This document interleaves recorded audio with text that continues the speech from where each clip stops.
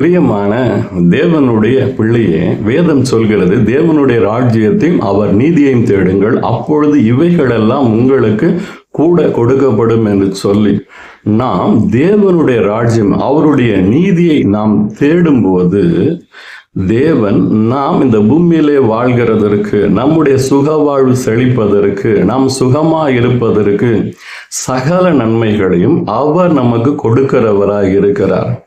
தேவனை அறியாதவங்க இந்த பூமியிலே வாழ்கிறதற்கான காரியத்திற்காக தேடிக்கொண்டிருக்கிறார்கள் என்று வேதம் சொல்கிறது.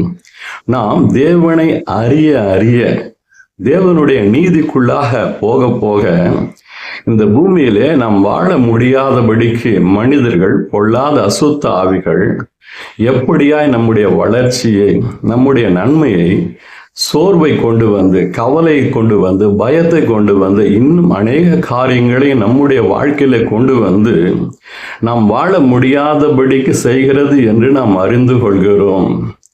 தேவனை அறிய அறிய உங்களுடைய வாழ்க்கையில எல்லா விதமான நன்மைகளையும் நீங்க லகுவாய் சுதந்திரித்து கொள்வீங்க.